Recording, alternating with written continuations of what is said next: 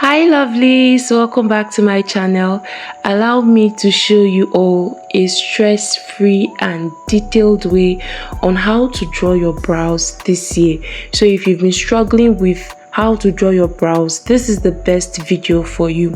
If you're watching me for the first time, my name is Lizzie. So all you have to do is to pick up a brow gel or an edge control, but in my case I'm using an eyelash glue to prep my brows and to keep the brows in shape. So I'm just using it as an outline for how my brows are going to turn out. So I used a spoolie to do this, and then after applying the eyelash glue, I used the tail end of the spoolie to press in the brows so that everything stays intact and so that it does not move at all. And then I just repeated the same thing on my second brow. So if you've been watching my previous videos, you know that I've always emphasized on the fact that the brow has a beginning, it has an arc, and it has an end, and always has to follow that particular shape. So once you have that in mind, you are good to go.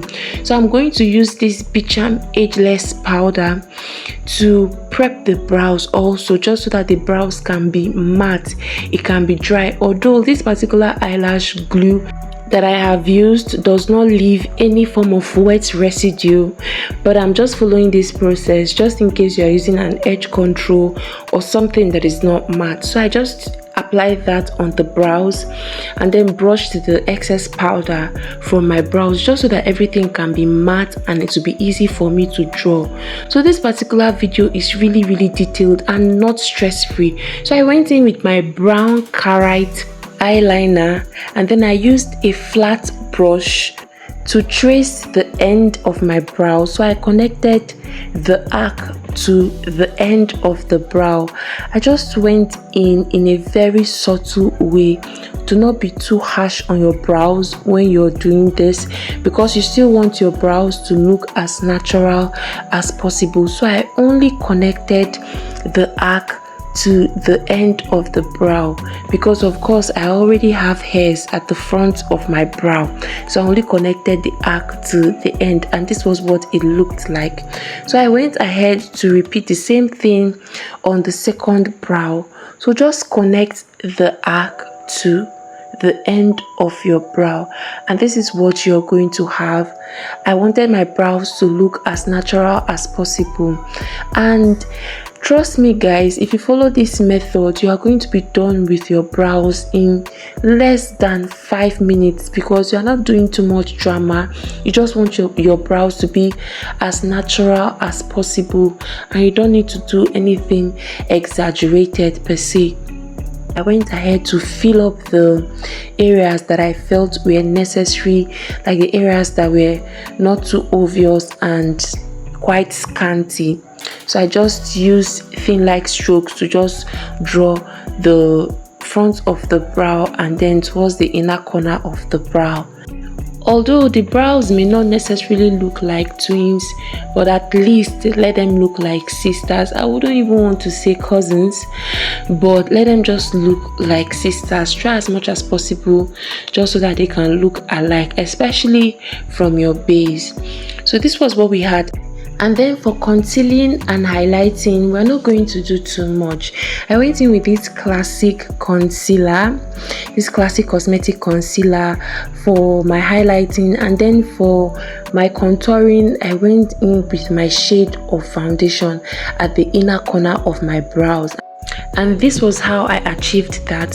So for the lighter shade of concealer, it has to be about 3 to 4 tones lighter than that of your skin tone. I went in with this concealer to highlight the outer corner of my brow and towards the arc. And then for the inner corner of my brow, I went in with my shade of foundation just so that the brow can look really subtle and natural. And then I blended the both shades together. And then for the outer corner of the brow, I went in with my shade of foundation again, just so that it doesn't look too light at the tail end and so that it looks as natural as possible. So I went in with my foundation at the inner corner of the brow and at the outer corner of the brow. So the place that is really highlighted is underneath the arc. So I went in with my blending brush again to blend all of that properly, just so that it looks natural and so that it looks good. And at this point, this was what I had. So once I was done doing that, I went ahead to conceal the top of the brow. So you need to make sure that you are using the right brushes. Use flat brushes. Do not use anything that is too fluffy and not too flat. So I went ahead to conceal from the front of the brow, which is the beginning of the brow, to the arc and then towards the end of the brow.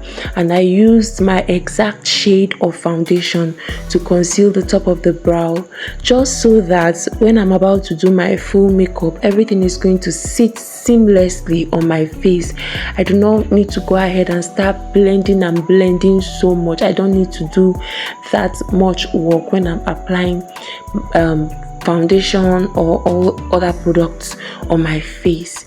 So at this point, after blending, this was what I had, and then I went ahead to repeat the same process on the second brow. I guess that's easy peasy. It's as simple as ABC. It's not difficult at all. Just make sure that you hold your brushes in the right way and then you are using the right brushes.